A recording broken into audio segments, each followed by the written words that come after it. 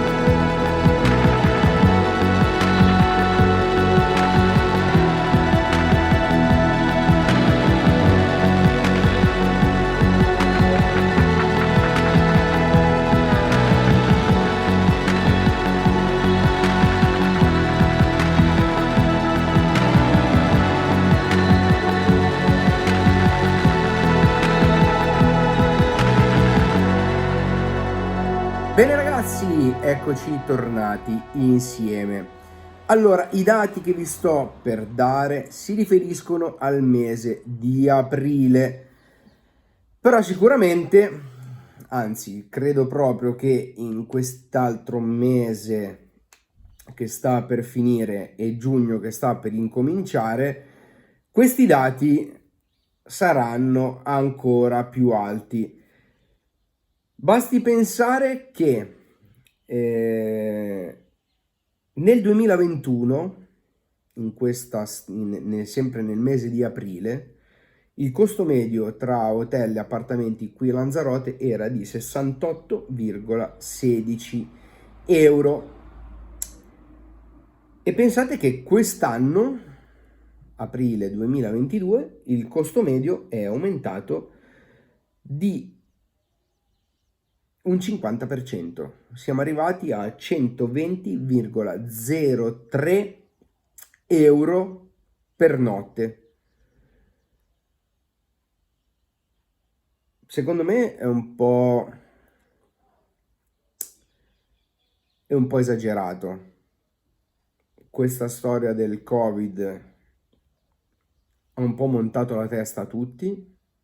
Sì, è vero, per 1 anno e mezzo Lanzarote è stata a turismo zero, perché con tantissime restrizioni che ci sono state, il periodo del lockdown, la riapertura, la ripartenza, i tanti casi che c'erano sull'isola, insomma, Lanzarote ha sofferto molto in questi ultimi 2 anni, però c'è anche da dire che adesso un po' tutto si sta sovradimensionando, a partire dalla benzina, a partire dai ristoranti, che chiaramente hanno alzato tutti quanti i prezzi, hotel e appartamenti, il costo delle macchine in affitto, che è aumentato in una settimana,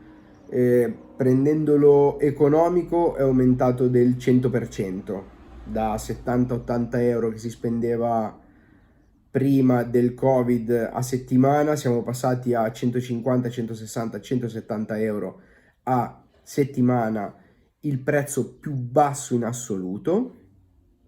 Quindi già l'unico che forse è rimasto uguale a prima è il costo dell'aereo, però c'è da dire che adesso come adesso, come media europea, Lanzarote si mantiene sempre una meta turistica economica, ma c'è anche da dire che alzando così tanto i prezzi per la categoria di persone che, diciamo, non guadagna tantissimi soldi al mese, potrebbe diventare una meta non più accessibile come prima, e quindi potremmo arrivare ad avere, invece che turisti che venivano qui 2-3 volte alla settimana, al mese, all'anno, verranno una volta sola. Quelli che andavano prima fuori a mangiare 4-5 volte in una settimana andranno a mangiare fuori solamente 1-2 volte. Quelli che prima affittavano sempre la macchina adesso inizieranno a girare a piedi, in bus, o se no solamente il giusto con il taxi per aeroporto, hotel, hotel, aeroporto. Insomma, dove andremo a finire? Qui sotto nei commenti scrivetemi quello che pensate. Ciao!